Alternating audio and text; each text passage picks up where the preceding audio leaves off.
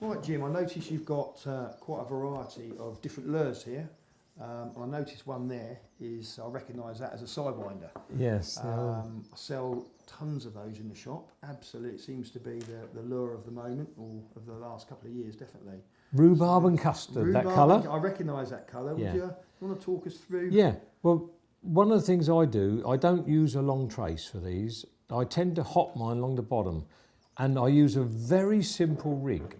I mean, it's the sort of thing the bass boys do. They don't like losing gear. No. So they cut it down to the absolute minimum. Yeah. And this rig it's a three-way swivel, lead hooks on the bottom, and the sidewinder goes on the side there. And that's a complete thing.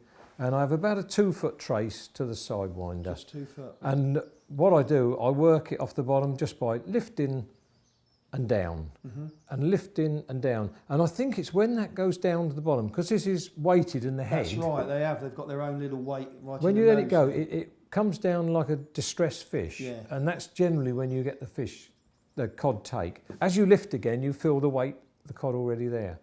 But if you have too long a trace doing this, it doesn't work effectively. No. You can't work. You can't get it off the bottom enough for it to do the coming down. Right. I mean, some people put a long trace on and then wind 10 or 20 turns up off the bottom. But cod are nearly always hard on the bottom. Yes. That's why if there was a waste of And time. tight to the wreck as well, Yeah, aren't they? you may well catch a pollock when you're 20 turns up, but very rarely a cod. Those cod are mostly within first 3-4 foot of the bottom. Right, so. And that's a very effective, it rarely tangles. It can swivel round. And it's simple as well. And it's Very simple. rig, yeah. The other thing is, I use a braid on the main line can come straight onto there. Right. I use about a 30-pound braid and a 25-pound trace. Right. And you tie braid directly to the You swivel? can do, yeah, You can, yeah. yeah. I mean, you can put a leader on. Yes. If you've got a very nasty wreck, Yeah. then it's sometimes worth having a bit of mono because it's better for rubbing against the wreck. But if this is slightly less line strength than the main line, if you hook the bottom, that snaps off and you can just retie another one on.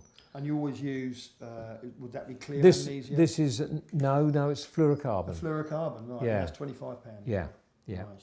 And as I say, as long as it's just slightly less than your main line, then you've got a chance that this will break off and you won't lose everything. Yes. Right. Yeah.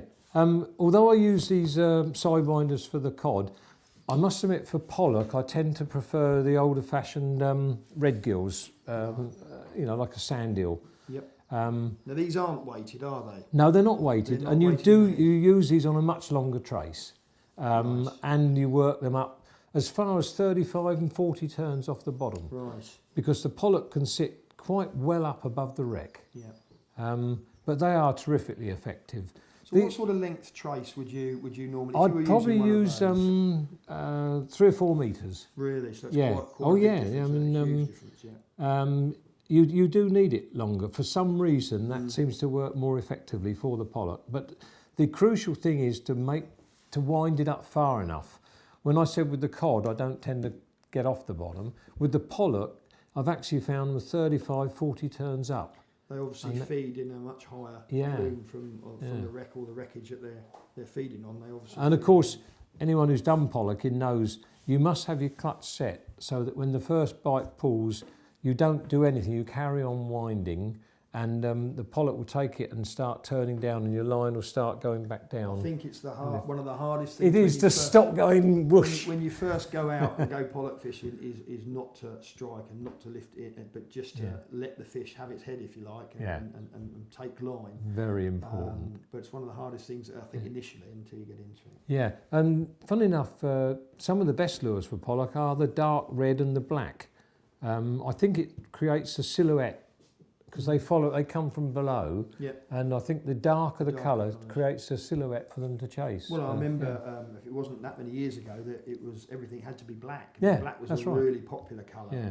Now some of the darker, there's so many different more colours now, but certainly black was one of the key colours that we used to use. And this is an interesting little holographic. That's it. The word, Yeah, these are very good for bass. I mean, they are very much like a sand eel. Yeah. I mean, you could see them going. Although there's no shape to the tail, to make it like these ones have got a flat base that makes it waggle. Yes. These still work in the water. Yes. Surprisingly enough. I've used these myself actually in shallow water for bass, and they've got a very, very good swimming action. Yeah. And I think with this soft tail, it's similar to a jelly worm, and so it still gives. It does seem to work well. Yeah. In shallow waters. Very effective. Not so good in strong tide runs. No. Because it tends to pull the tail out straight, but certainly shallow water. I mean, for bass, these are brilliant.